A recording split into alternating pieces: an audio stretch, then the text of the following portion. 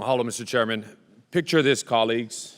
A system of 20 underground fuel tanks built 82 years ago before the attack on Pearl Harbor, buried in a mountain, each tank capable of holding a Boeing 747, which tonight holds over 100 million gallons of fuel, which so happens to sit just 100 feet above the sole source groundwater aquifer for the most populous city in your state.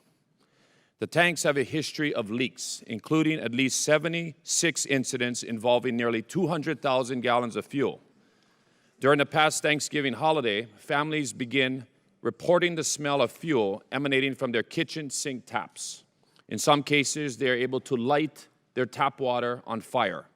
The interior of their homes smell like gas stations, and hundreds of men, women, and children are being sent to the emergency room for what you later find out is acute petroleum poisoning. Your local water agency immediately shuts off 3 civilian well stations and urgently requests that residents ration water while the state health department issues an emergency order, ordering the tanks to be defueled. Thousands vacate their homes, contaminated with jet fuel, and fill the local hotels.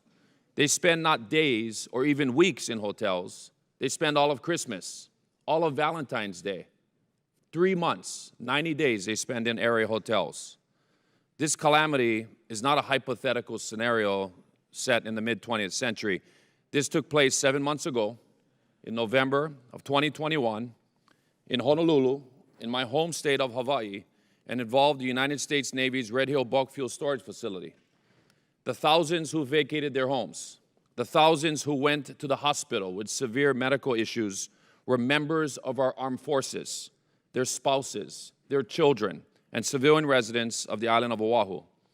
Mr. Chairman, as we consider the FY23 NDAA, I'm urging my colleagues from both sides of the aisle to do right by the people of Hawaii and provide an increase of $200 million to the Navy's Red Hill Environmental Restoration Account to address the detrimental damage the crisis at Red Hill has caused to our local communities, our service members, and their families. I'm urging my colleagues to vote in favor of this budgetary amendment, which acknowledges the DoD's responsibility to cover Red Hill's spillover costs, such as replacement wells estimated to cost $195 million that have to be drilled because the closure of the 3 portable wells near Red Hill haven't come online yet.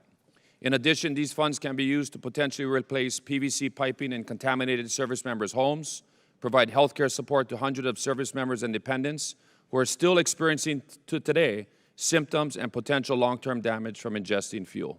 Mahalo, and I yield back the remaining balance of my time.